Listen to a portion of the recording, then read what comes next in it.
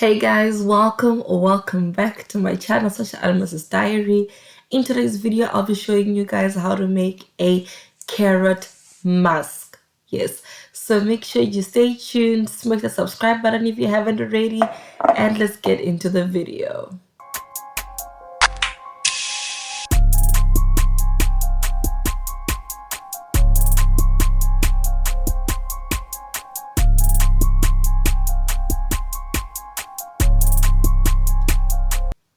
So to start things off, these are the ingredients that you're going to need, right? You're going to need some carrots, some aloe.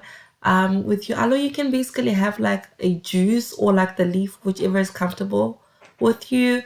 Some carrot oil. We've already done a carrot oil video. I'll link it up in the info box.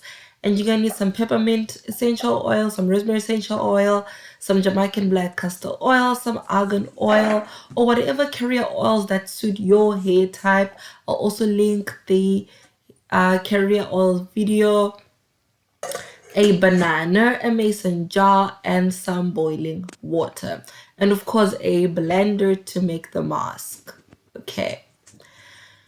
You're gonna start off by peeling your carrots and cutting them. Now, the mistake that I made was I did not peel my carrots. I don't know what was going through my mind at this point, but it was dumb, it was silly. But I did come up with a solution a bit later on. You will see it as you continue watching, but make sure that you peel your carrots before you start chopping them up.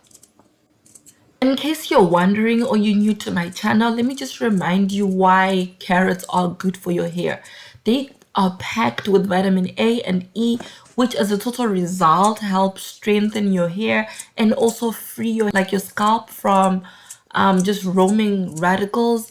And they also help increase the blood circulation, and we all know that increased blood circulation means healthy hair, right? So now we move our chopped carrots into the boiling water. Now what you want to do is to make sure that your water is already boiling whilst you're chopping your carrots, so that you cut down on waiting time. Okay, so you boil your carrots until they are tender or soft, right? You don't want to boil them until they are like too soft, but you also don't want to leave them hard. Okay, now here's the problem that I was talking about with the skin. You see, my skin is peeling off because I hadn't peeled it the first time, so I had to go back and do this for each and every roll of carrot bit that I had in that pot, which of course consumed quite a lot of my time, so you want to avoid doing that.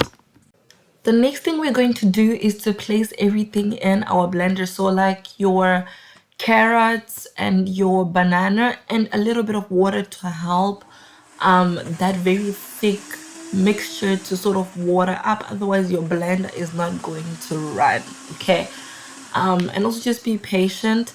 I decided to add my aloe vera at a later stage, but you can also just start with everything at the same time. Everything is good, everything works just fine. And if you're using aloe vera juice, it might actually be beneficial to pour the juice in at the beginning instead of at the middle or the end of the blending, because that way you then cut off on using water in the mask, because your juice is already your water source. Soon after adding aloe vera to my mixture, I went on to add a tablespoon of honey. Now, what is a DIY mask without honey? You know what I mean? Okay, so honey is packed with moisture and also adds shine to your hair. So we all know that a hair mask is like a repair system for the hair, right? So you want to make sure that you are whipping that dry hair back into shape. You are literally reforming it. So you add a tablespoon of honey. You can add two tablespoons of honey if you would like, but I also feel like one is sufficient enough. But remember, all those measurements are also dependent on how much of this mixture are you making, remember. But I do not measure. I just like gauge with my eyes and with my feelings and see how it goes.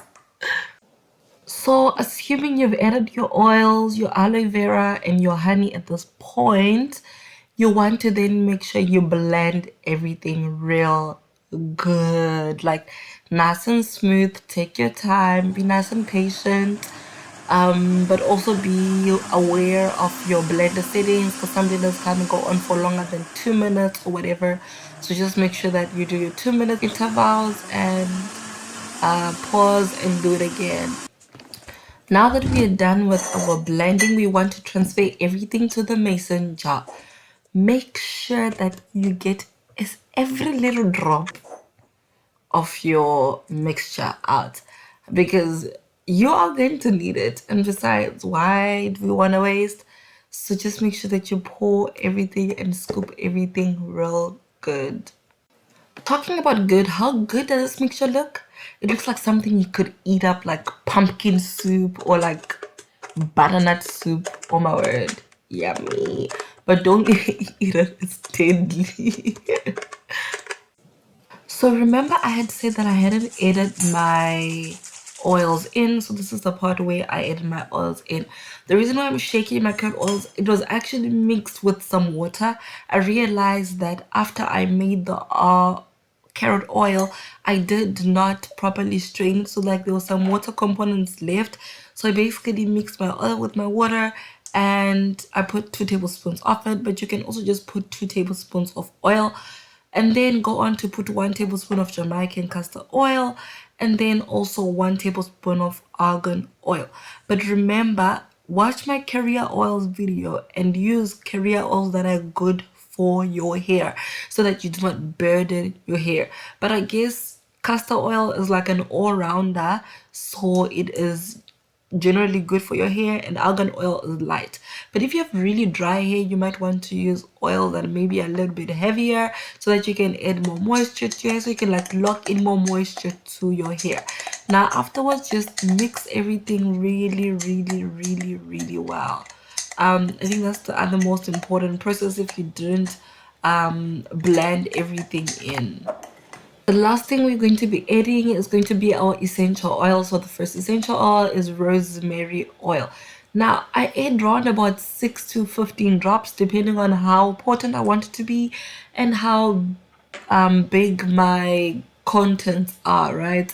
At this point I added about 6 drops to 10 drops, but like some of my oils were literally running really quick, but 6 drops to 10 drops of peppermint oil as well as rosemary oil, and then you mix everything in and you basically have your mixture done. So there you have your carrot mask done and ready to go. Other oils that you can also use would be lavender essential oil and tea tree oil. Use the combo together, and use also 6 to 10 drops. Don't use all 4, just use 2 of each. And literally this is it. We've come to the end of the video and this is our wonderful carrot mask. Thank you so much for watching this video. Please engage with me in the comment section down below, as well as on my socials at Sasha_Annamercy. Please like, comment, share, and subscribe if you haven't. And also if you liked this video so it can reach more people. Until next time, much love and take care.